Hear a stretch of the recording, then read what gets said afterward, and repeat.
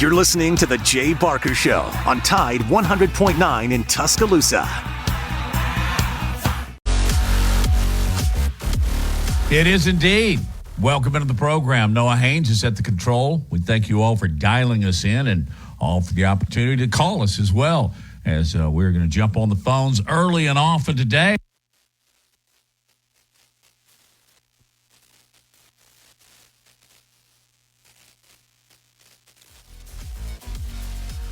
Greg Kimbrell probably going to the Orioles. There's an interesting story if you're an old Braves fan and a fan of guys that have had much success after playing high school and college ball in Alabama. And then there are the quarterback transfers, which are just piling up like bricks. That's an incredible story. Of course, we always talk about Alabama football and basketball. That is welcomed as well. So here we go on a Wednesday, Lars. What's up in your world? Well, a lot of noise is up right outside my window again. It's Wednesday, of course, right? But, Matt, you buried the lead. You buried the lead because the top story has got to be we finally have the details of the origins of the Taylor Swift-Kelsey romance. Oh. Can you wait to hear this? It is gripping, compelling stuff that, so Time Magazine named her the Person of the Year. And, in the article, she opens up for the first time about how her relationship with Travis Kelce started.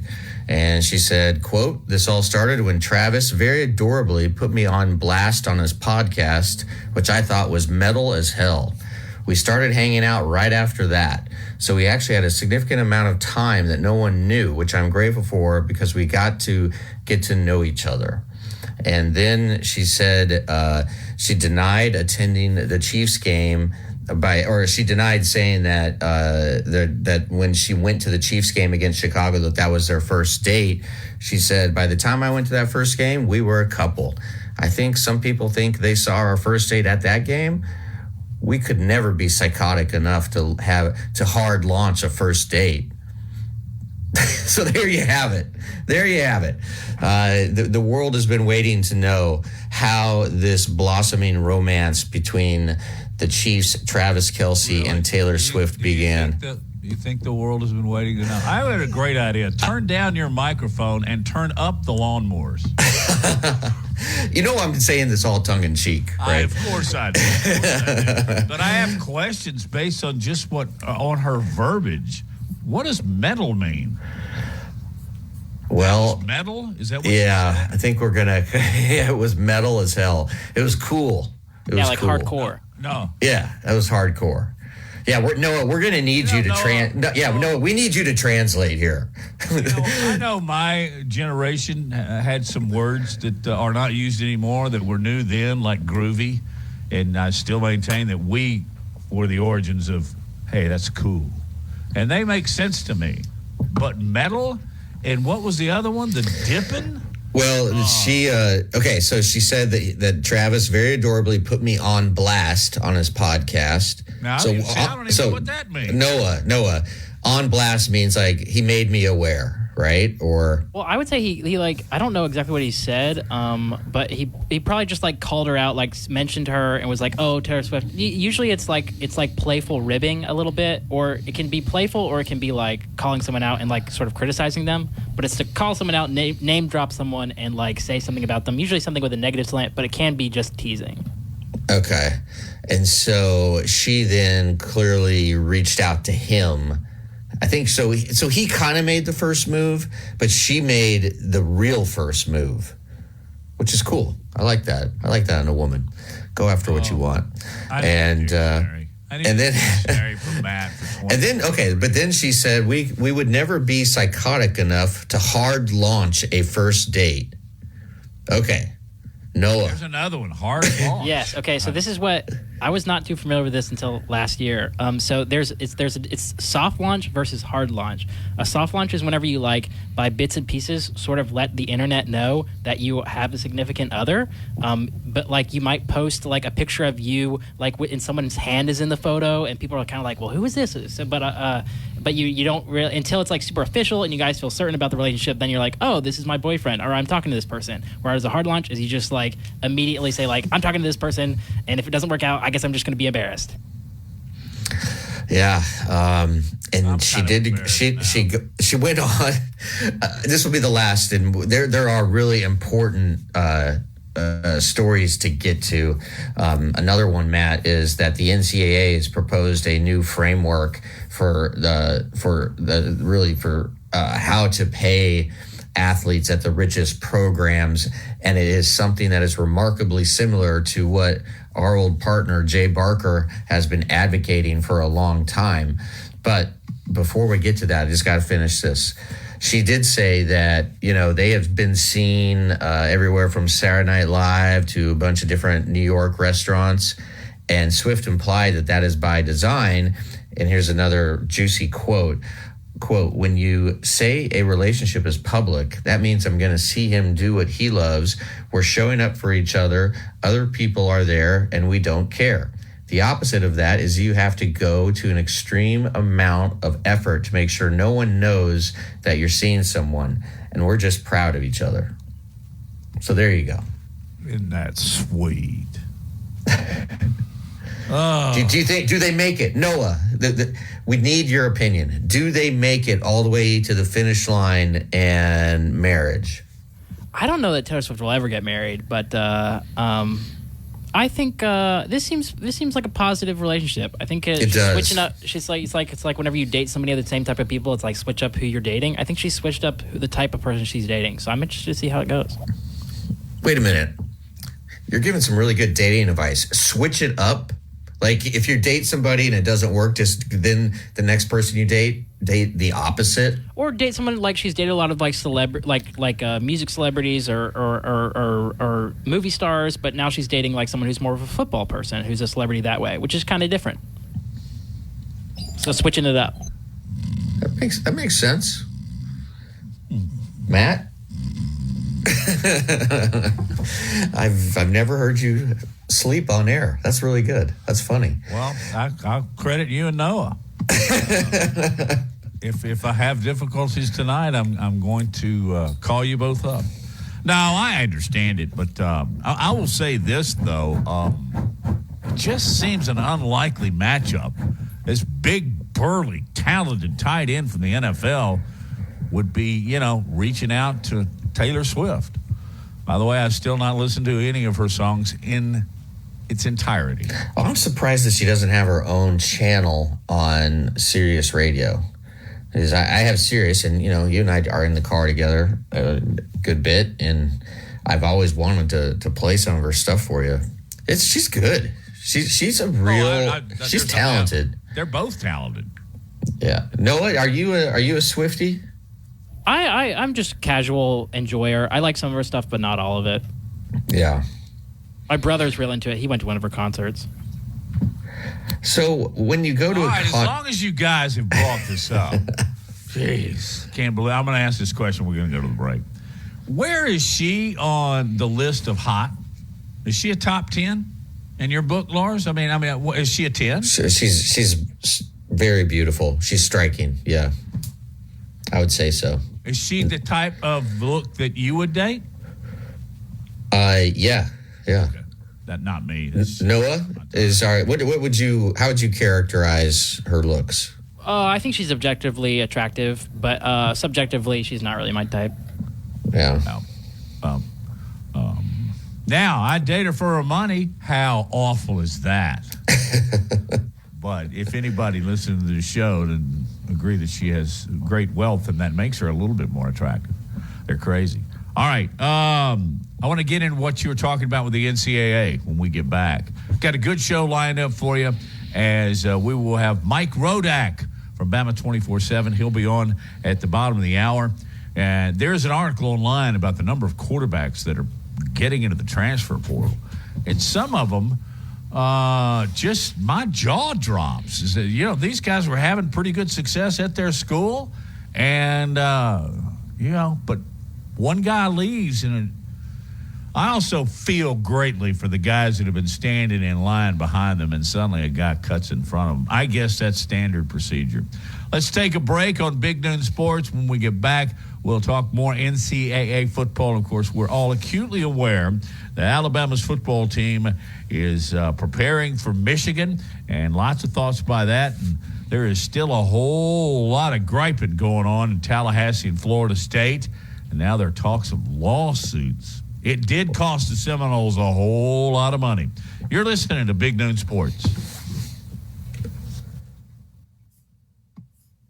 Thompson is known as the Bama Broker. She's a Tuscaloosa native, an Alabama graduate, and the only realtor in town with Wall Street experience. A skilled negotiator, Laura Lee knows how to buy low and sell high. And the Bama Broker isn't just going to show you houses. No, Laura Lee is going to educate you on the market, guide you to homes that fit your budget, and teach you how to sell your home for its maximum profit. Throughout the entire process, the Bama Broker will equip you with the tools you need to both buy a home and build financial wealth through home ownership. Trust me, the Bama Broker, who's as roll tide as houndstooth, will get you across the goal line. That's Laura Lee Thompson, the Bama Broker with Advantage Realty Group. You can reach her at 205-790-7229. Again, that's 205-790-7229. And you can also email her at lauralee@thebamabroker.com. That's lauralee@thebamabroker.com.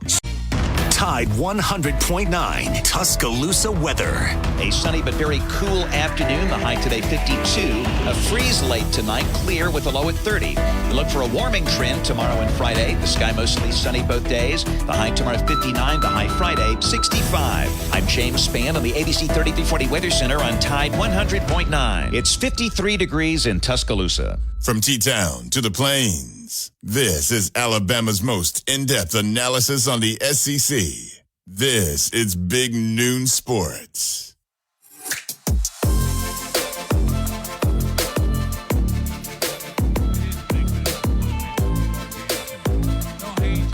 Trolls, and we are talking about some sports now, okay? The Taylor Swift and Kelsey stuff is in the rearview mirror, although I think a lot of the nation is quite enamored by this. I'm not one of them. I wasn't first. Okay, let's go to the phones at 205-342-9904. Ira joins us. My friend Ira, how are you? Matt, hello to you and Lars. Hello, hello. Hello.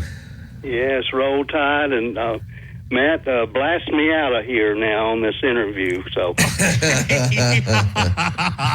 That would be really metal if he did it. hey, there you go. I want these Ira, things. laugh of the day. Thank you. Yeah. Matt, two things. The first, is it possible for you to play an interview that was on Feinbaum's show yesterday with Terrion Arnold, or is that outside the scope of network? Right. You know, Ira, many of those lines have just been erased. Now, I don't know that we would play its entirety, but I think we could get to some need to of it out. I bet a lot of your listeners maybe heard it. I don't watch him that much, but man, he's one of Paul's favorite, and it was great. He went to school with Jimbo's son. They were in school together. I mean, it gave such a history, and he almost went to Florida State. And when they let Willie, what was the coach's name? They let go and hired this current guy. Willie. Then he ended up going to South Florida, I think. Taggart? Willie Taggart. Yeah. Yes. Anyway. Hey, let me tell you, Ira, let me tell you something real quick. All right. Because if nothing else, I'll grab it from them. Terrion Arnold is a part of what's been put together by the Alabama Crimson Tide or him or his agent. But he does interviews, and, he interviews for pay. And that's NIL. And to me, that's good NIL. Wow. And one of the deals he has is with Craneworks, the huge construction renters of all the cranes that you see on these huge construction sites. What a personable young man he is. And he's sponsored by Craneworks to be on Jocks. And I was listening to him 30 minutes before we went on the show, And he is just a dynamic interview and a fun person. They got to talking about the kind of music that he listens to before the game. And Lars, you know, that's the kind of stuff we eat up. But he listens to James Brown and gospel. And then he said he loves Phil Collins. But I've got you've touched a really good nerve in talking about Terrion Arnold. I love the guy. If you can't play it for the audience, at least you listen to it. I mean, it's great. And I bet there's 7 or 8 points besides the Tallahassee school talk and where he almost went to college. It was great. So, but my second thing in short, I want you to play with this 12-team playoff, Matt, for this year's selection. And we'll break some more hearts right quick. And I want to preface, if you can pull it up, I'm looking at the committee's, final 25, and there's 4 SEC teams in there, Matt, in the top 12, and LSU's 13th. But my preface was going to be, isn't it going to 12 to bring in some of the schools like Liberty at 13-0? Wouldn't they be a candidate to be included or not? Or do the guidelines change? Play with me. I think that's why it's designed. Not 100%. Okay. But it's designed, I guess, to prevent things like happening this year. But you just mentioned it.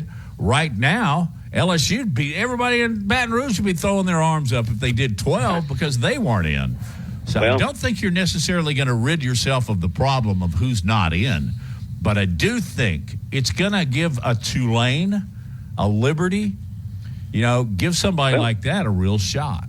Each one you add, Matt, besides the 5, takes up a spot in that 12, right? I mean, who? Yeah. So, but now LSU's 13. Don't let me mislead you or the folks. But there's 4 SEC teams in the top 11: Mississippi, Missouri, Georgia, and Alabama. No way they'll put 4 SEC teams in the final playoff, would they? Yeah, I mean, and you easily could put LSU in front of Oklahoma, so you really could have 5. Yeah. And well, and just looking at these rankings, what strikes me, and this is really the first time I've taken a hard look past 4, 5, 6, is Missouri at 9. What a great job Eli Drinkowitz has done there and building that program. And, hopefully he can keep it going. And also, wouldn't it be fun if Lane were in the playoffs, right, with Ole Miss? That would add some spice to everything. But, it's hard to envision the committee putting in. I wonder, Ira, you bring up a great point. Will the parameters, will the sort of guidelines for what they use to apply the metrics, will they change a little bit? Because you don't want a situation where you have 5 SEC teams and a 12-team playoff. I totally agree, but that was my first thought when I started looking at this last night. I said, what would happen this year? And I said, no way. They're not going to put 4 SEC teams in the final 12. But I didn't know for sure if the committee was still going to be involved next year. Is that they are? Or do as you know far that? as I know, yes. Yeah. I think Lars is right, though. I think you're going to have to change a little bit of your criteria. But, in years past, there's Cincinnati and South Florida and some of the, like you said, Tulane, Matt. I mean, if it's been in the guidelines, they need to get that clear because, or else there'll be more teams mad than Florida State. I mean, and would you put Liberty in? And you mentioned Liberty, Matt, 13-0, and right now they're 20. They're 23rd in this. They're 23 in this ranking, but do you put more value on going undefeated?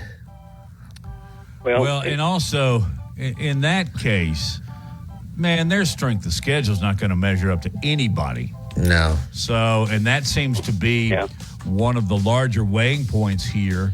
And against being a Power 5 conference. I mean, is a number 2 team in the SEC better than the Liberty? Yeah. Well, they are, Matt, but was it did it move to 12 to include? That's what my question is. Yeah, Why? and I think it did. Okay. I don't know if it will. Well, how about that for sitting on the fence? I'm going to listen. I'm glad this is Thanks, Ira. of interest to you. And we've got 3.5 weeks. Gary reminded us till we play football again. So let's talk about some good things. And I'm so proud we're in. My goodness. Me too. Well said, Ira. Good call. Phone off. Yeah. Thank you, Ira. Matt, one person who does not sit on the fence is Tim Brando. Tim Brando is going to join us at 1:15, and I believe wasn't his quote something to the effect of "There's no way in hell Alabama's going to make it into the college football playoffs." I think earlier in the year he said that. Maybe when they were sitting at 8. I don't know. No, I think he said it last week. Oh, because because he said that. He said that both. He said that both Oklahoma State would have to beat Texas, and Louisville would have to beat Florida State for Alabama to have a chance. Well, neither of those things happened. Alabama's in. I think a lot of people thought that. But Brando's going to light it up. Meantime, Mike Rodak is with us on the other side of the break. You're listening to Big Noon Sports, presented by Haley Sansing, Union Home Mortgage. Down to the Plains. This is Alabama's most in-depth analysis on the SEC. This is Big Noon Sports. It is Big Noon Sports.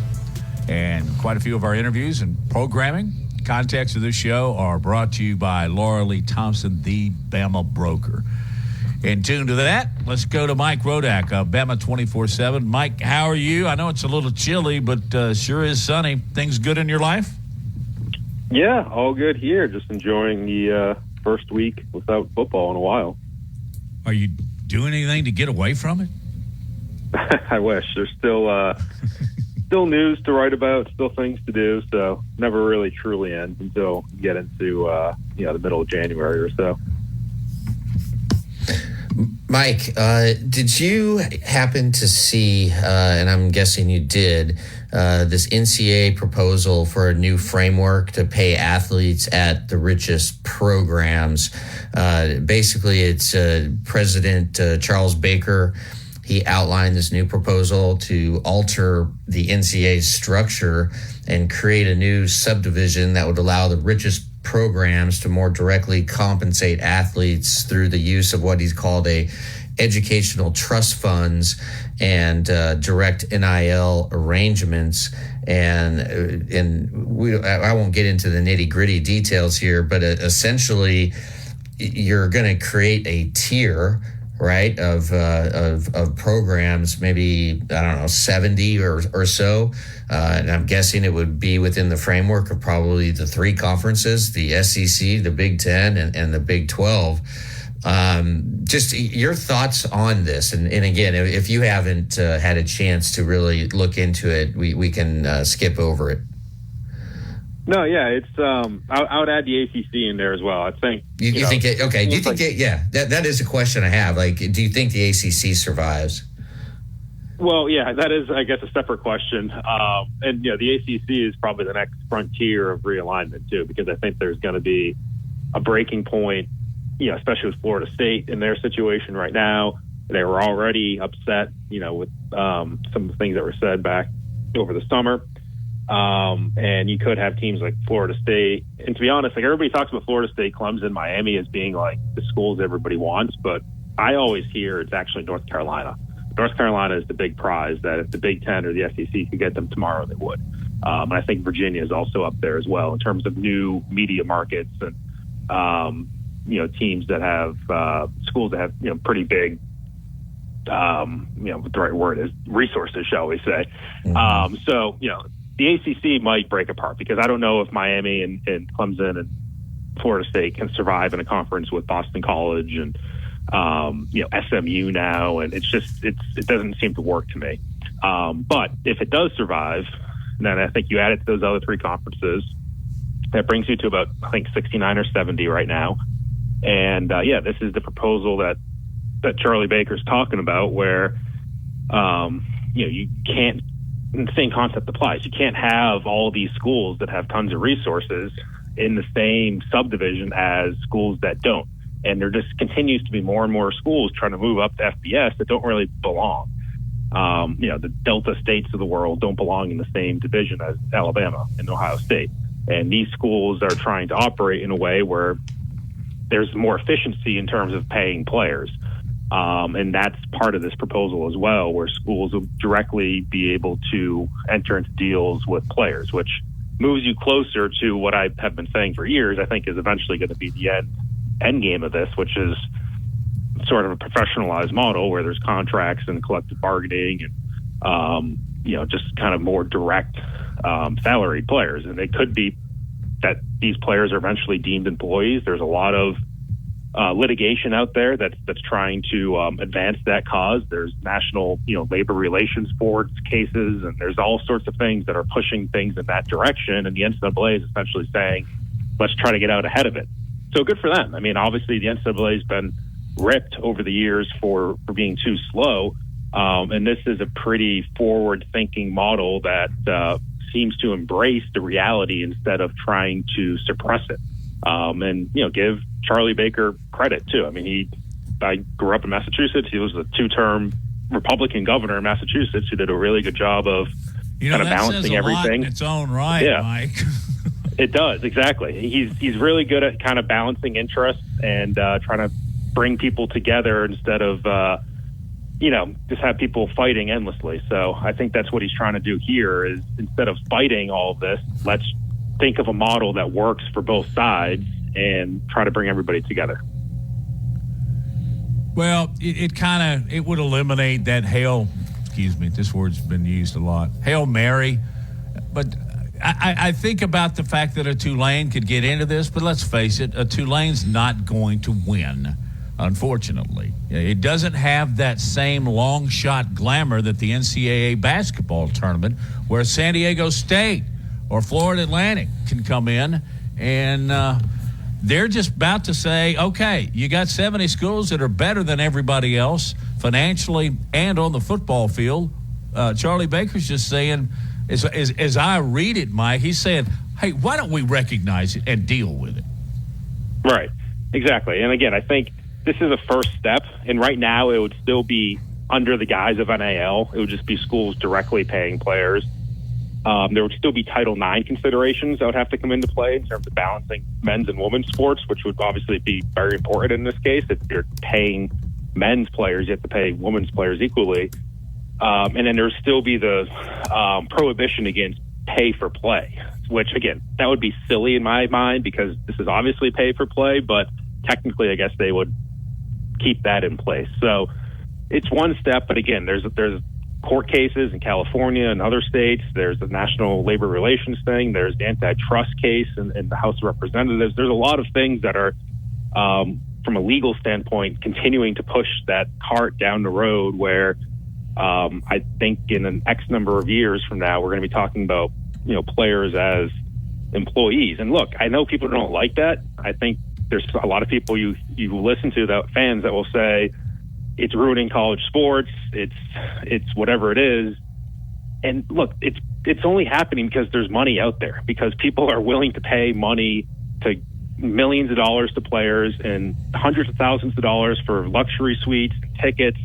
The money is in the system. It's just where the money is going is changing, where it's not going to be coaches and facilities. It's going to be players getting that share. So to me, it's like if you want a completely quaint system where players are just playing for the love of the game, that still exists. Like, go watch a Division II school, go watch an FCS school. Like, that still exists at that level. But there's way too much money in the system, quite frankly, from fans and from boosters and from people who pay, that the money has to go somewhere. And I think this is a more equitable way to pay players instead of just continuing to put it in shiny locker rooms or just continuing to give it to coaches. Real quick, do you think this proposal has a chance, or a form of this proposal has a chance? Definitely, yeah. It seems like it's very realistic. I don't think Charlie Baker would be going this far down the road. It's been something they've been working on and expected for a while. This is kind of the big reveal. But from all the people who cover this a little bit more closely in the national level, it really seems like it's something that will happen. Again, it's just what happens after that is the big question in terms of some of the employee status. Mike, you have an excellent story up on 247sports.com. The headline is this Nick Saban's best coaching job? What he said about each of his assistants, why they deserve credit. In going back and putting this story together, what did you learn? What did you learn when you actually could piece it all together about what Saban has said about his assistants? And were you surprised by anything that you found out? Yeah, I mean, I guess in some ways it's what you'd expect, that Nick Saban's probably not going to stand up there and say, I deserve credit for everything. And, it's my best coaching job. And in fact, it was something that he was asked last week by Eli Gold on his radio show where, is this your best coaching job? And Nick Saban said, I wouldn't say that. And then he went into talking about how the real teachers in the building are the ones that are directly working with the players in each position room. So, that's kind of where he gave credit. And I think he really does like this group of assistants. I think he likes, the coordinators that he has, as much as people maybe not like them. Fans back in September or October, obviously we're getting on Tommy Rees. I think Nick Saban loves Tommy Rees. So there's usually a difference, I think, in public perception sometimes in how Nick views the coaches in the building. And, as just happened this morning, one of those coaches will be leaving, though, and Coleman Hutzler, the outside linebackers coach and special teams coordinator, who's been here 2 years now, is going to Mississippi State, to become their defensive coordinator. So he will be having to replace at least one. I wouldn't be shocked if there's maybe one or two more down the road, but, he likes this group a lot of coaches. Our guest is Mike Rodak. Read that article and many more from Mike and his wonderful group of writers at Bama 24/7. Mike will be continuing with us. We can talk about Alabama, Michigan, even look back over the selection committee and so forth. As you listen to Big Noon Sports, presented by Haley Sansing, Union Home Mortgage.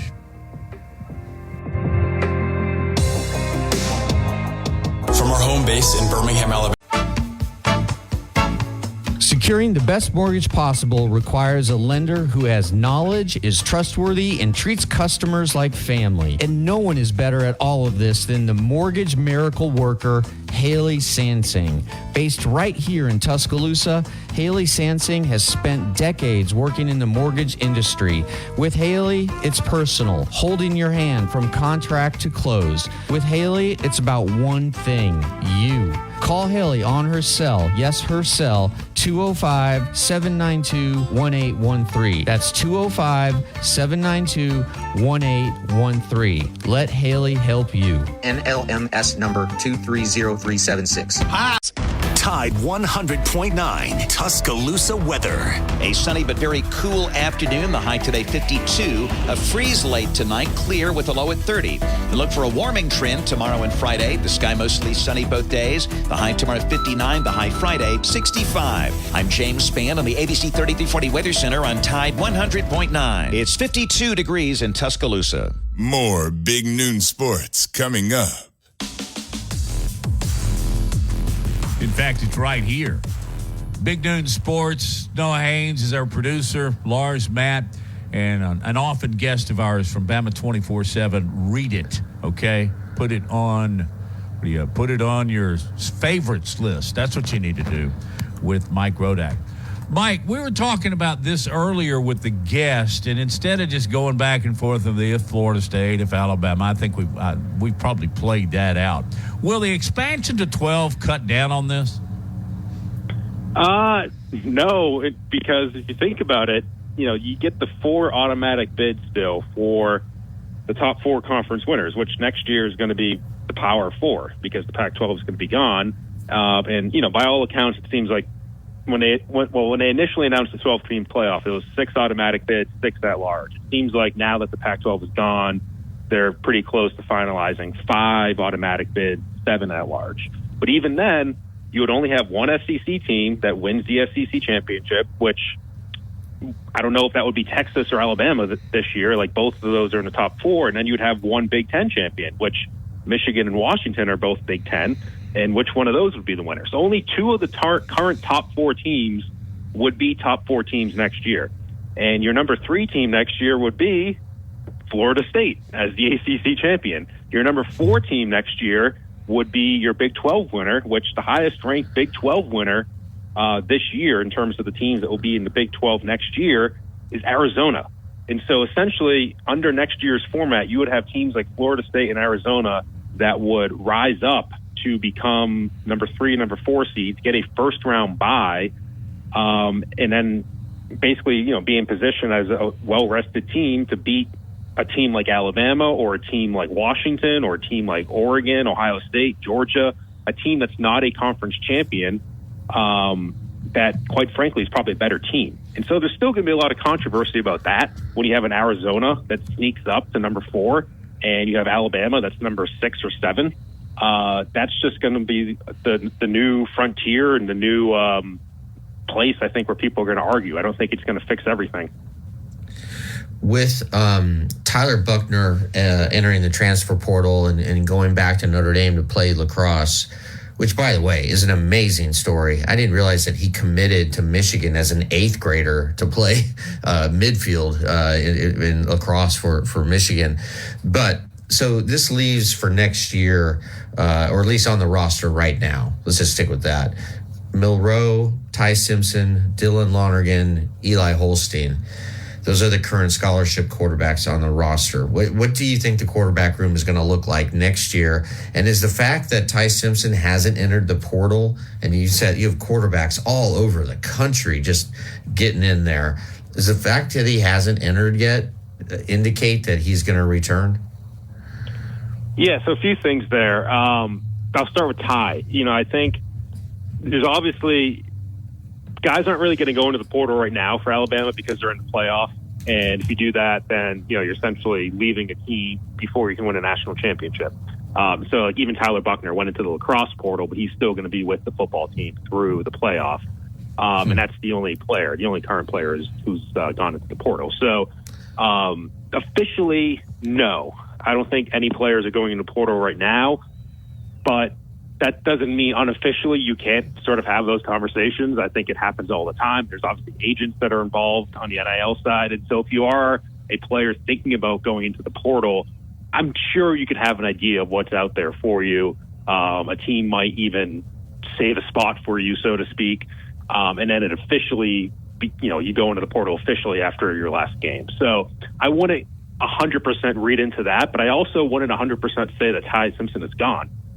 Because there's, I've heard things the other direction that, maybe he'll stay and continue to try to compete and win. I don't think that's something we can rule out right now.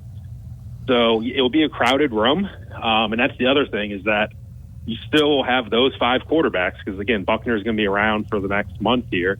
Those 5 quarterbacks plus Julian Sayin, the 5-star freshman, is going to be here next week. He arrives on campus. And then the following Wednesday, the 20th, he signs his letter of intent. He's going to be practicing with the team before the Rose Bowl. So you're going to have 6 quarterbacks. Sayin won't play, obviously, but 6 scholarship quarterbacks in practice. And, you can eliminate Buchner in January. Beyond that, I think you still probably lose one more, whether it's Simpson or Holstein, I think would be the 2 favorites in my mind. And then you go into next year and, again, I think Ty Simpson is a tough spot next year with Lonergan and Sayin and Milroe, but if he feels like he still has a shot here, then I think he'll stay. Mike, when does the transfer portal close? Isn't it the very first of the year? So it used to be 45 days when they first came out with this last year. This year they shortened it to 30 days. And so technically that brings it to January 2nd. However, there's a provision in there that if you are in a bowl game or, the FCS playoffs or the college football playoff, that you have a 5-day window after your last game. And so if Alabama loses the Rose Bowl, there'll be a 5-day window. Their portal for their players will close January 6th. If they make the national championship game, it'll be January 13th. Okay. You cleared up that. You answered my question in its entirety. Is there a time, guys, if you see all these quarterbacks in the transfer portal, is there a time that they're maybe not going to take that brass ring grab at Alabama or Penn State or USC, and they might just say, hey, let me go to a more of a mid-tier and take my brilliant talent to this level and go ahead and start playing? Because a lot of these transfers are quarterbacks that have gone to big-time universities and seen the competition, and they can't compete. Yeah, I think there's a lot of truth to that, and that's kind of what Nick Saban's talked about when he says the portal almost creates parity in some ways, because you can build a team faster if you're a new head coach, but also teams that are in that mid-tier, even though they might lose their own players, they could get somebody who comes from a larger school who hasn't played. And so, I think you'll definitely see it. It's just, there's still the NIL aspect, how much those schools can pay versus the big schools, I think it's kind of like free agency. And so your best transfers are still going to go to the big schools that can pay.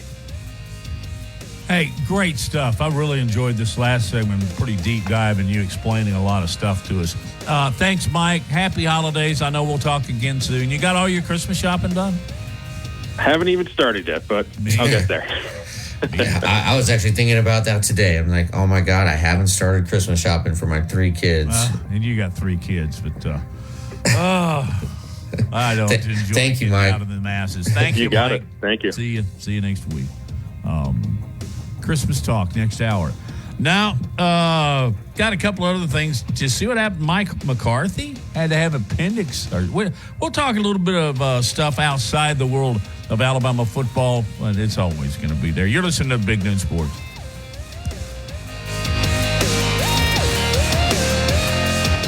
Laura Lee Thompson is known as the Bama Broker. She's a Tuscaloosa native, an Alabama graduate, and the only realtor in town with Wall Street experience. A skilled negotiator, Laura Lee knows how to buy low and sell high. And the Bama Broker isn't just going to show you houses. No, Laura Lee is going to educate you on the market, guide you to homes that fit your budget, and teach you how to sell your home for its maximum profit. Throughout the entire process, the Bama Broker will equip you with the tools you need to both buy a home and build financial wealth through home ownership. Trust me, the Bama Broker, who's as roll tide as houndstooth, will get you across the goal line. That's Laura Lee Thompson, the Bama Broker with Advantage Realty Group. You can reach her at 205-790-7229. Again, that's 205-790-7229. And you can also email her at lauralee@thebamabroker.com. That's lauralee@thebamabroker.com.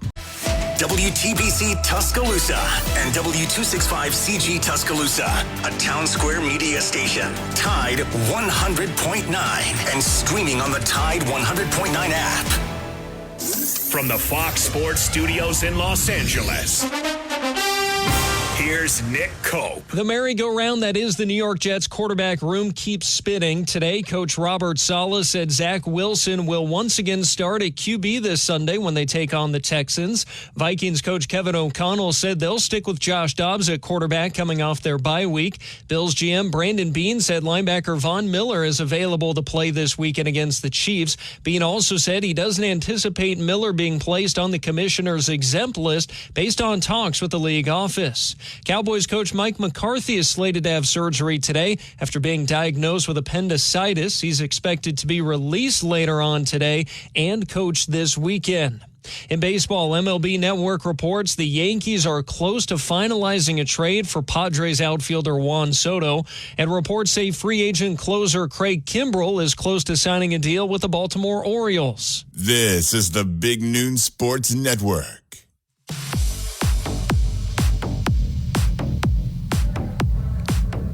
Tim Brando join us in about 15 minutes, so hang on for that. Story on AL.com about the number of quarterbacks. Craig Stevenson from AL.com. use the word Wild West as the transfer portal has opened this past Monday, and quarterback situation is crazy. Max Johnson's on the quarterback. is let's see, he went from LSU to Texas A&M. He's going to North Carolina because Drake May is going to the NFL. He'll probably walk in there and start. I've always liked him as a quarterback, Lawrence. Yeah, yes, I have too, and it's been surprising that he hasn't been able to find a home, and I think he'll do really good there. Just being the son of Brad Johnson, and he's a gamer, and he's sort of the classic gym rat who just can't get enough. But there are some interesting maneuvers that are going on here right now, and it looks like Dillon Gabriel, the quarterback at Oklahoma, it appears that he's going to Oregon, and I think he is just going to be a tailor-made replacement for Bo Nix. Gabriel's thrown for almost 15,000 yards in his 5 seasons between UCF and Oklahoma, and 125 touchdowns. And I mean, he's got experience, and this is a loaded Oregon team. And Gabriel has played in that quick read, air raid system for basically his entire career, and that's not too far removed from that RPO playbook that Oregon employed, and that Bo Nix has thrived in. Right? It's all about like short area accuracy and creativity when a play breaks down, and Dillon Gabriel has that. And so I think he is going to do really well, and it certainly appears as if he is going to be at Oregon. I think Will Howard from Kansas State most likely is going to end up at USC. I think Cameron Ward at Washington State. Everybody's going to want this kid. He is really good, but I think he's going to end up at Ohio State. And it seems to me that Ryan Day made it pretty clear to his starter, Kyle McCord, that he is not necessarily going to be the starter next year, because McCord really was the first big name to get into the transfer portal. I mean, as soon as that window opened, he was in it. And I think he may end up at Miami, maybe Pitt, but we'll see. And another intriguing quarterback, I mean, and there's so many of them, Matt, Will Rogers. I think Will Rogers is going to land in Washington, and that will give the Huskies an immediate answer to who takes Michael Penix Jr.'s place. I think it'll be Rogers, and look, he's already one of the most decorated quarterbacks in SEC history. He broke the SEC's record for completions in October of 2022. And this is amazing. Like, he leaves Starkville with a total of 1,301 completions in his career, and his yards he's passed for 12,315. That's second in SEC history. Yep. So, he obviously is comfortable throwing the ball down the field, and that is perfect for what Washington does, because Michael Penix, what does he do? The best thing he does, he pushes the ball down the field, and he led the country. And this is a kind of a weird stat in air yards in 2023 with 2,186, and that just basically means he's throwing the ball down the field a lot.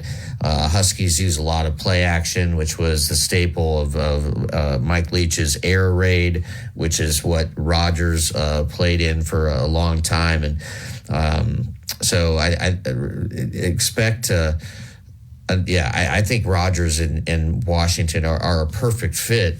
It's just crazy how the transfer portal and NIL has just fundamentally changed everything about college football, especially when it comes to the game's most important position, and that's quarterback. Well, and these are contenders.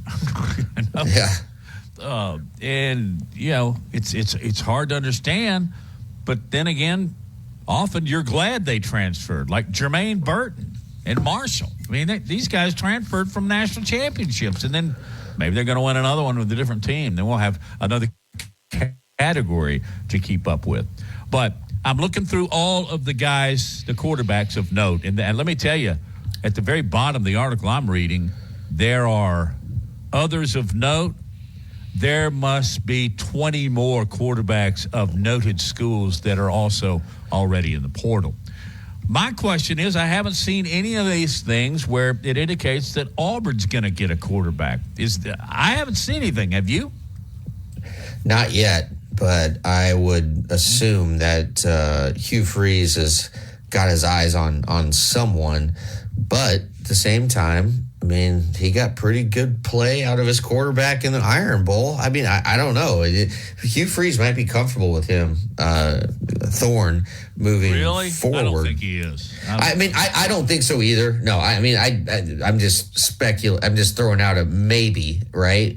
But I'm sure that there is one guy that he has targeted, and I would almost think that if you're a quarterback out there and you want to get ready to play in the NFL and you want to be on a big stage, man, Hugh Freeze would be a great coach to go to, because you'd be in a pretty good situation on a up and coming program.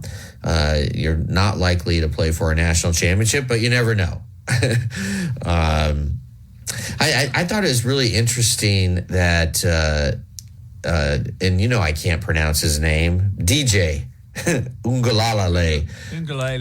Yeah, that he got back in the transfer portal. Yes, he did. That was just I was really surprised by that. Yeah, he might go to Florida State according to this article. So I don't know. Dylan Gabriel is the one that really makes me scratch my head, because darn it all, Oklahoma's playing pretty well. They might be a contender next year. And that's the ones that I just question, like Burton transferring from a program that's already established and won a national championship. Why you transfer out of a program that's going to be a contender for the playoffs again?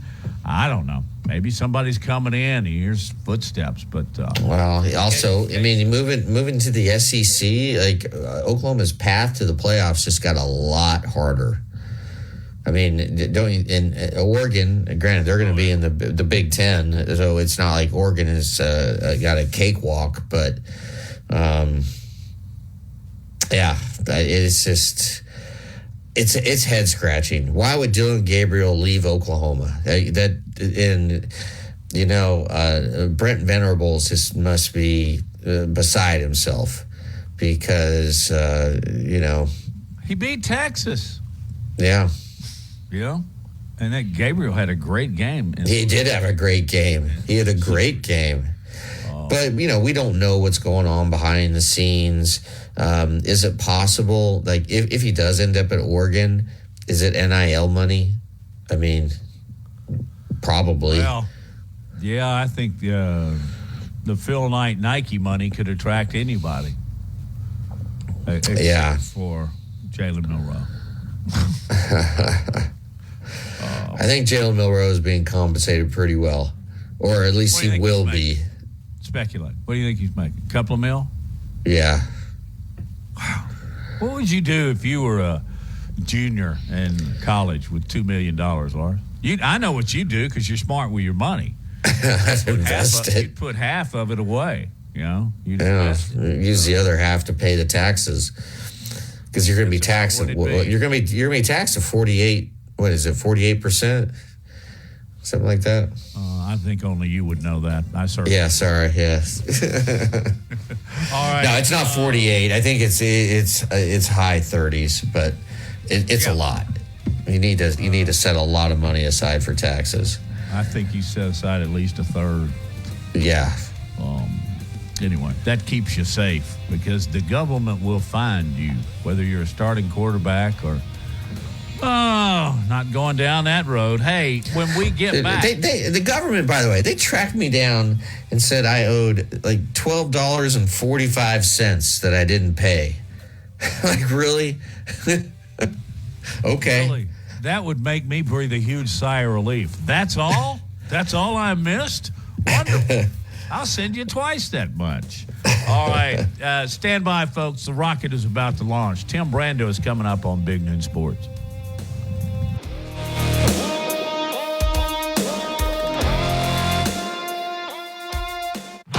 Tide 100.9 Tuscaloosa weather. A sunny but very cool afternoon. The high today 52. A freeze late tonight. Clear with a low at 30. We look for a warming trend tomorrow and Friday. The sky mostly sunny both days. The high tomorrow 59. The high Friday 65. I'm James Spann on the ABC 3340 Weather Center on Tide 100.9. It's 53 degrees in Tuscaloosa. Covering SEC sports like kudzu on the roadside. This is Big Noon Sports. Lars, Matt, Noah, the gang is here on a sunny but a little bit chilly Wednesday afternoon, and joining us from Fox Sports from his home in Louisiana is Tim Brando. I'm assuming you're home, Tim. You out doing your Christmas shopping? I was doing a little bit of that yesterday, not today. So you caught me at a good time. It's great to be with you guys.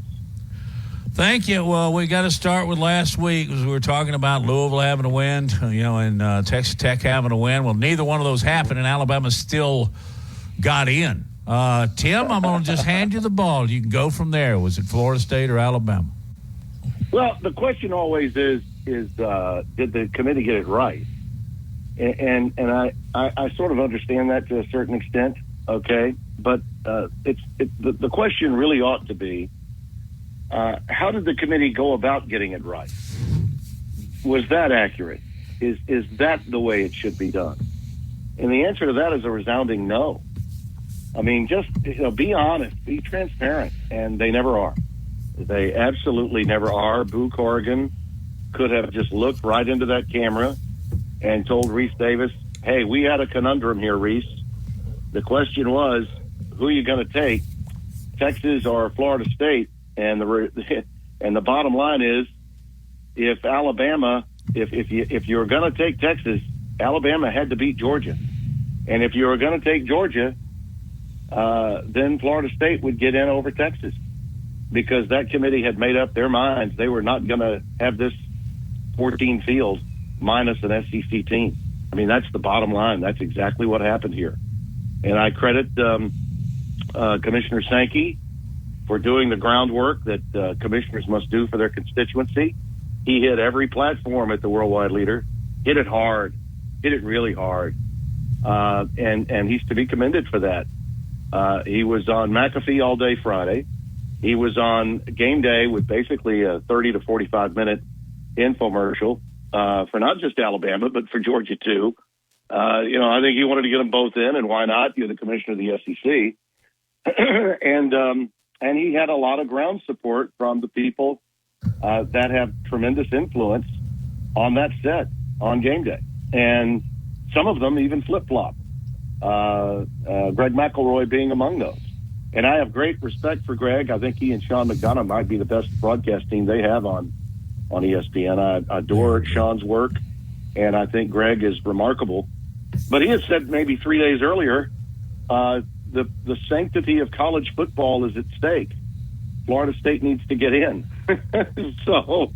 So when Herbie went the direction he did, everyone on that set was in lockstep with him, with the exception of Booger McFarland, who was the only contrarian to that concept in the first couple of hours of that. Now, I did wait around because I was waiting to see if Mike Norvell would come on the show, and he did not. But while I was waiting, Dan Mullen came on, albeit not with Kurt by his side or with Reese Davis or the main set, but he was with Matt Berry and I can't remember who the other one that was with him, but might have been RG3. But bottom line is, Dan was another one that spoke up about it and felt that Florida State had been wronged, and they were. There's absolutely no doubt about the fact that they were wronged. And So to that extent, it's horrific what happened here. But the College Football Playoff Committee had the seeds sown for the corruption from the moment that they went to a 14 playoff. We've been saying it all along. Really fortunate that it had not happened to this extent even sooner. We basically had it at bookends. We had it happen in 2014 when TCU and Baylor got screwed because Ohio State beat Wisconsin 59-0, and Urban Meyer's team jumped 3 spots and got in. And TCU, for no reason, dropped 3 spots and went from 3rd to 6th and didn't get in. They basically played Florida State as though they were a group of 5 team like Cincinnati, or a team that had just lost 65-7 in the championship to Georgia, which TCU had. And by the way, that's another narrative that Sankey trumpeted all through the spring and summer, from the moment they were in Destin forward. Okay. And it worked. I mean, it absolutely worked. Every day in this system, you got to be trumping a narrative, and that was the one that was being trumpeted. And this is, by God, an invitational. In that paragraph, so-called criteria that we kept hearing all about, we all know that criteria is there. All of us have seen it. And basically, the criteria which says, if key players are, that is code for, in the end, if we're up against it, we'll do whatever we by God please. And that's exactly what they did. They did whatever they by God pleased, and that was, hey, we got to have an SEC team. We can't have this without it. And by Texas winning, that opens the door for us to allow Alabama in, because you couldn't take Alabama without taking Texas. So it was a twofer, one way or the other. If Georgia had won, Texas would have been left out. Florida State would have gotten in at 4. It would have been Michigan 1. It would have been Georgia 1, Michigan 2, Washington 3, and Florida State 4. That would have been your 4 had Georgia beaten Alabama. And it came out the way it did, so that's why we got the 4 that we got. Tim, what are your initial thoughts on the 2 semifinal games? And you can start with Texas playing Washington in the Sugar Bowl, and then move on to Alabama playing Michigan, 2 storied teams facing off in the Rose Bowl. So you're going to go right there, huh? You don't want to discuss anything that I just said? No, I do. I do. I have another question on that, Tim. All right. Yeah. All right. Let's all right. go. If Alabama were to play Florida State right now, who would be the heavy favorite? I don't care. That's another No, thing answer that my comes up, question, Matt. please, Tim. Of course Alabama would. Of course Okay, Alabama doesn't would that be make favored. them the best team available for the 4? No, it does not. No, it does not. And there's another indictment, that we let the betting lines determine who gets in. Why don't we just not play any of the regular season, Matt? Well, that's that's exactly who would be favored. It's who would be favored. I did say favored. You're right. Yes, you did. Yes, you did. You're right. That's I did. on social media. That's what every crimson-colored fan on Twitter comes at me with, and I don't give a rat's ass, Matt, who's favored by what. Okay, it's about the job that was done on the field, and one team went 13-0 out of a power conference, played LSU non-conference, a top 15 team, blew them out in the second half, won by double digits. The other team, Alabama, got in on a prayer on 4th and 31. They were fortunate to beat Arkansas, a prohibitive underdog. We get amnesia about that because why? They're Alabama. They're Ala-frickin-Bama. We can't have this without an SEC team. Georgia just lost. You can't take them. Their schedule is garbage. Even with the SEC opposition, their strength of schedule was hovering around 100, worse than Florida State's was. Now, Florida State played everybody they could play in the ACC and won. And they played 2 games with a second-string and a third-string quarterback and still won. Okay? So you're going to tell me that team should be treated as though they're a group of 5 team, which they were. So that is wrong. That is just flat out wrong. But that is the system that we live in, and that's why I have condemned it as corrupt from the jump. Okay, you got to explain your definition of the word corrupt here. What corrupt is a rather that's a heavy dart to toss. How are they corrupt? How are they corrupt? They can take whoever they want, whenever they want, and have the ability to call it a playoff. I think that makes them aloof and arrogant. I don't think that necessarily makes them corrupt. It's corrupt.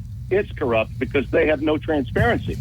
If they came forward and said, "Guys, here's what the deal was," we were in a situation where, we had to either take Georgia or Alabama because an SEC team had to be in this thing, and we could only take Georgia if they won. We could only take Alabama if we brought in Texas.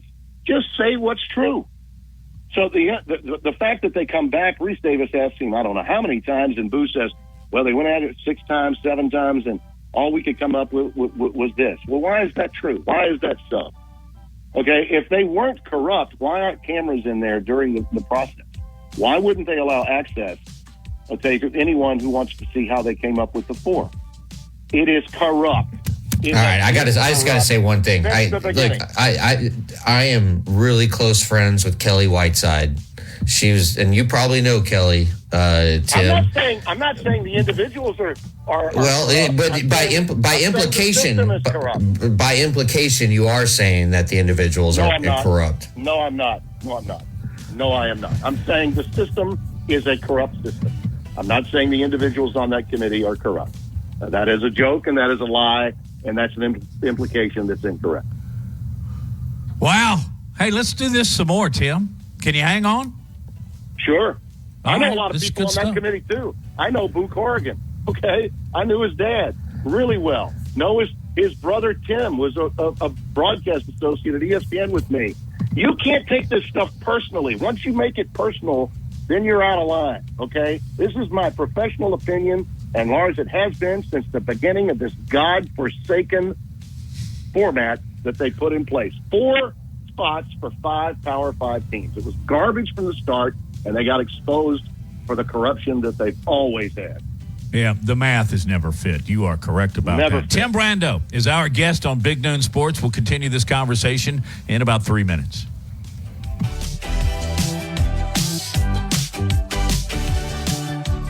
The best sports talk in Alabama. This is Big Noon Sports. Hey, thanks for dialing us in on this sunny Wednesday afternoon. It's Matt, Lars, Noah's our producer, and Tim Brando from Fox Sports is our guest. Will this situation be remedied at all when they go to 12 and change some of the criteria, Tim? Yeah, that's the good news, but I think they've definitely got to change the criteria because this debate is not going to stop. It'll be over 10-2 teams and 9-3 teams in the future, and it's pretty evident that the money and the power rules over the integrity. Integrity was lost on Sunday. I mean, it was absolutely lost with what they did to Florida State. And as I said, it could have happened before and probably should have happened before. They got lucky, really. After the debacle in 2014, nobody really made a big deal out of it because TCU and Baylor are not of the same ilk, nor do they have the same history and tradition of Florida State. And at that time, TCU had just really gotten into the Big 12. They had been a Mountain West team not too long before that. So neither Baylor or TCU had the juice of a Florida State. I mean, Florida State, now they're people that you wonder why they've been clamoring to get out of the ACC. This is why. And one thing I didn't mention that I should is that I'm well aware that Jim Phillips, their commissioner, along with the then Commissioner Warren of the Big Ten and George Kliavkoff of the now defunct Pac-12, they formed this ridiculous alliance that kept us from going to 12 this year. Otherwise, Florida State would have been in. So Florida State wants the hell out of the ACC. This may really put the Atlantic Coast Conference on a death alert. They could be done in maybe 3 years. I mean, they could. Virginia and North Carolina could wind up going to the Big Ten. Florida State, Clemson, maybe Miami, the SEC. I mean, we could very well be on our way to 3 conferences. 3 power conferences, and then whatever's left, maybe forming a consortium for a 4th. in the future. The ACC looked really bad here. I mean, Greg Sankey wiped the floor with Jim Phillips this past week. He really did. Yeah, he did. No question about that. Okay, Tim, just forget about the committee. Just forget about the committee for a second. We're good. Who are the best 4 teams in college football right now? It's a simple question. Simple question? There are no 4 best teams in college football right now. We need to see a playoff. We need to see the teams continue to play. We had 8 teams, Lars, 8 that could have all been crowing as we were getting through that final weekend that all had legitimate shots, in my opinion, to get in. Okay, it's not just that simple. I mean, the locals listen, I realize politics is always local, fellas, but it's never just a simple answer. Who are the best 4 teams? Just turning it down, dumbing it down to that one common denominator, which is exactly what the machinations were of the formatting and structure of that game day show on Saturday, was setting up the commissioner to knock it out of the park. And Herbie and Reese did a great job of throwing some batting practice for him to knock out of the yard. I mean, it was like home run derby for him, okay, to help his case. The narrative was set up beautifully. And yeah, I know that Alabama potentially is a better matchup in the matchup that they have with Michigan, possibly could even win the game.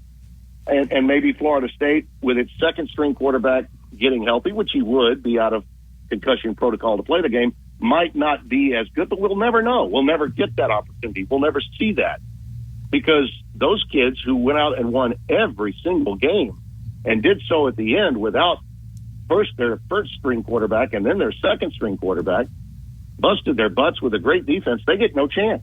They get no opportunity. So that's the issue here. It's not about who's best versus who's most deserving. Just dumbing it down to that, Lars, is pathetic. It's pathetic. Go, Tim. Okay. It is. What's wrong with what well, no, I look, I understand. But the answer to that question is really what we're getting at here. But I do want to ask. The answer is, I'll tell you what. Frame the question differently, and I'll give you a different answer. Okay, I will. Okay. Tim, in your list of top 10 teams in college football, how do they read right now? I don't do one after the final. What was your last one? I don't do one. What was your last one? You don't do one after the college? The last one I had Florida State out. But by the way, that's another thing the committee could have done, couldn't they? They could have dropped Florida State exponentially when they lost Jordan Travis. They didn't. They had Alabama at 8, which is where Florida State, by virtue of the decision that they made on Sunday, should have been rather than Alabama. And how do you justify having Florida State at 5, okay, and then Georgia at 6? Is that just supposed to make them feel good? Is that what that's about? A little pat on the butt? I mean, are you kidding me? I mean, I could go over the corruption even more, Lars, if you want. But that's part of the corruption hey, too. Tim, I was... Bill Corrigan was asked this question about Liberty getting the New Year's Six Bowl over SMU, who beat Tulane. How did that happen, Boo? Well, Liberty won all their games. Really? Oh, it works with Liberty in the New Year's Six, but it doesn't work with Florida State when you're picking the top 4. Tell me that's not corruption. Tell me that's not saying whatever the hell is convenient and utilizing that final paragraph in what is your godforsaken invitational, because that's what this is. No, all these titles are mythical. All of them are mythical. No, point well taken. Point well taken. Okay. Do you think the belly flop that TCU did in the national championship game last year against Georgia played a role in all of this? Yes, and it shouldn't have. Did they not beat Michigan in the semifinal game? Did we just suddenly forget? Well, I'd argue that TCU understood. Get amnesia? TCU knew that Michigan was stealing signs, and they really they flipped the switch on that one. And I think there's more to come out about that. Well, we'll see. But the bottom line is that was part of the narrative, and that's the other thing that I do have problems with Commissioner Sankey about. Trumpeting that was beneath him. trumpeting, and he did that in Destin. Well, it was 65-7, okay? And it was also inappropriate for Nick Saban to say in the aftermath, well, we really should have probably been in. The final was 60. I mean, if you look back on it, we really probably no. That's how underhanded after the fact is that. You didn't get in. You lost a couple of. So you didn't get in. Get over it. And the fact that, we would have been favored. So, and that was the premise that he used. The commissioner of the most powerful conference in America, utilizing a 65-7 outcome and a final score as part of his narrative, to me is now granted, it worked, and God bless him. Sankey, as I said, absolutely is the most powerful conference commissioner. He clearly made Jim Phillips look bad and the ACC, and understandably, to the victors go the spoils. But that was inappropriate. I mean, blowouts happen in the college game much more so, and we've always had larger spreads and betting lines from Vegas with college than we do with the NFL. This isn't the NFL where every game is, for the most part, a 2.5, 3, maybe 6.5 or 6-point spread. College football has always been different that way at every level, highest level to the lower end of Division I. Hey, Tim, will it just be the ultimate in poetic justice if Florida State beats Georgia? None of that matters. No, and that was another stupid thing to say on that set after the fact. Well, boy, they could prove the committee wrong if they beat Georgia. Come on, fellas. Well, it doesn't help them get the $150 million back. No, right. And do I need to recite for you the narrative on Alabama when they had to play Utah the year Ohio State got in? Do I need to go down that? I mean, Utah come on. slapped them around pretty good. But they weren't motivated. They didn't care about that game. Oklahoma slapped them around too. And probably 14 or 15 of the players that are noteworthy are not going to play. Okay, those games don't matter, Matt. They don't. Okay, they don't. I just wanted to ask you what you think about the players that decide not to participate in bowl games. Got no problem with it. I've got no problem with it at all. You'll never hear me go after a player for taking care of himself. If ever there were proof that the system takes care of oneself, not the player, it's what we just witnessed over the weekend. Okay, those kids from Florida State are devastated, may never get over it. Mike Norvell, with his head hanging down, looked like one of the players. I mean, what does he say to his team? By the way, that's a team meeting that you ought to have. Instead of having Hard Knocks go in to do NFL preseason, how about the documentary that could be done on what Florida State's got to do between now and that meaningless glorified exhibition that they're going to have with Georgia? I mean, if ever today's modern day internet athlete needed Exhibit A for why it's all about me and not about we, what happened this week to Florida State is Exhibit A. Tim, wrapping up. Hold on. One more quick question for Tim. How would you change it? Right? What would you do? Well, we expanded. I mean, we expanded. We already know. But I'm saying just for right now, let's just pretend that we're not expanding for a second. Let's just stay focused on this year. What would you have done to make sure that in your view that Florida State would have gotten in? No, it's not about that. It's not about getting Florida State in. You're missing the point entirely.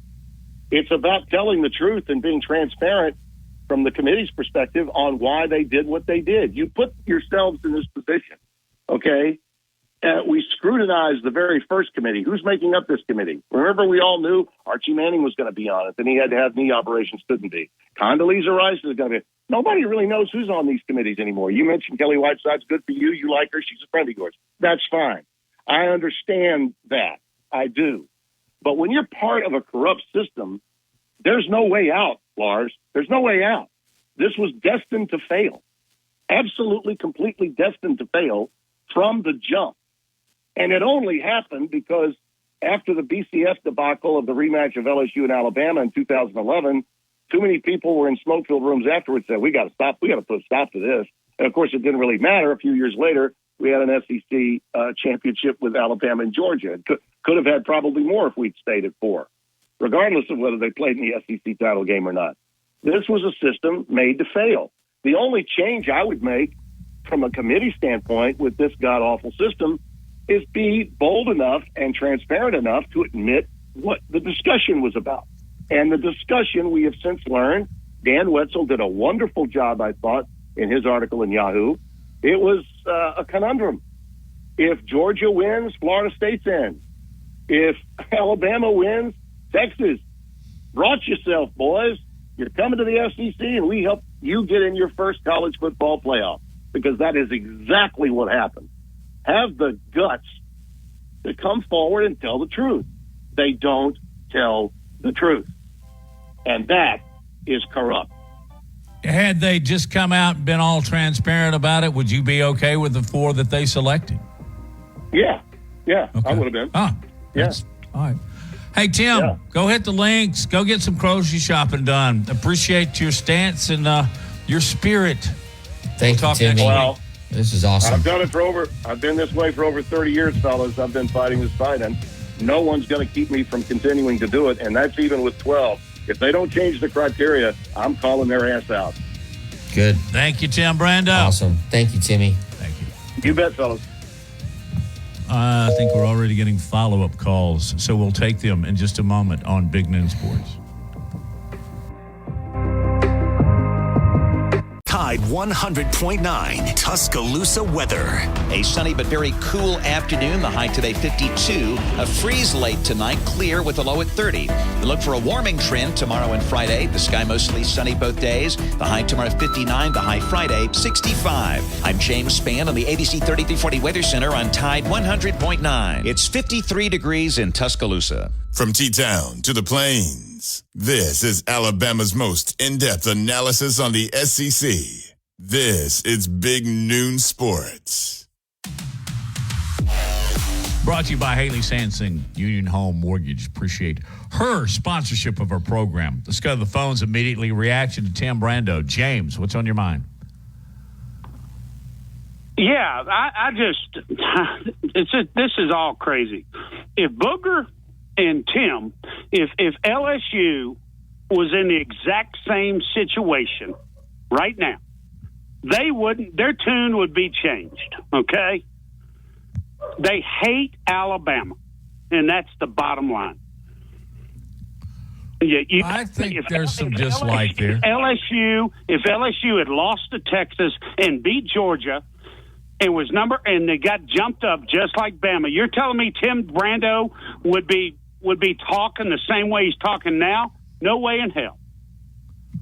Well, I don't know, because that didn't happen, but perspective and your loyalties, and I'm not necessarily saying this about Booger or about Tim Brando, but everybody looks at it from their own angle, their own perspective.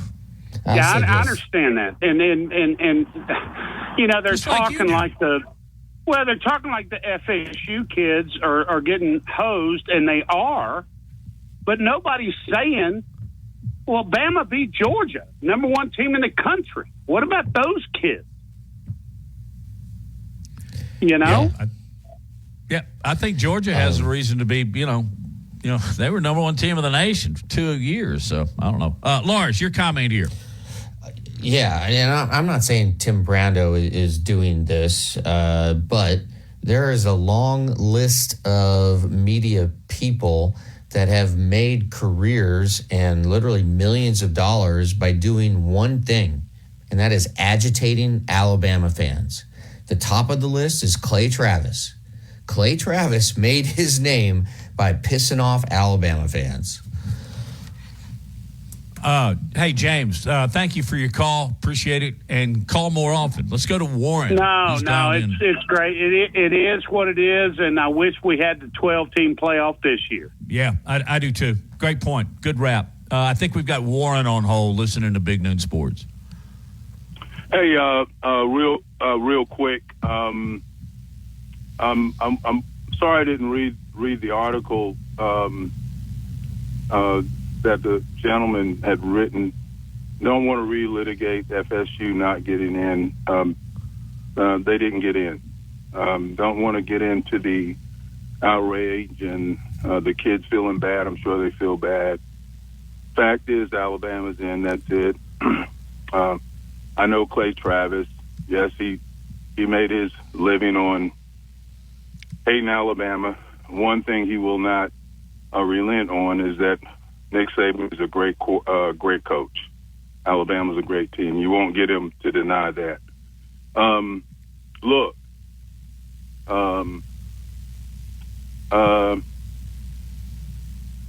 you're going to get the 12-game playoff. The Blue Bloods will be up at top. The great teams will surface at top. The mediocre teams will fight it out at the bottom. At the end of the day, you're going to see the same scenarios. Okay? That's how it's going to happen. It's just going to happen that way. Nobody will be happy. You'll get the same scenario that you have right now. And that's how it's going to be. The sportscasters, the guy who, like yourselves, who make their living talking about sports will continue to do so. That's how the world turns. You write articles, you do those things that make yourself happy and the sports fans happy. We'll call into these shows and we'll gripe and complain. That's how politics work. That's how the social economic system works. It's no big deal. I love it. That's why I call into your show. I like to talk about it, and I enjoy it. Hey, we kind of like it too, Warren. Enjoy doing it. FSU, Florida State, the coach's attitude, how he responds, what he did, I think it's ridiculous. It shows no real class as a coach. He will play a game against Georgia. Georgia will drum them. And it's sad. It really is sad for a great season that he had. The ACC, in my opinion, is a very weak conference. Bobby Bowden had an opportunity to leave it in '92. He said, no, we're great right here. We can actually win a national title from the ACC. We're not going to move.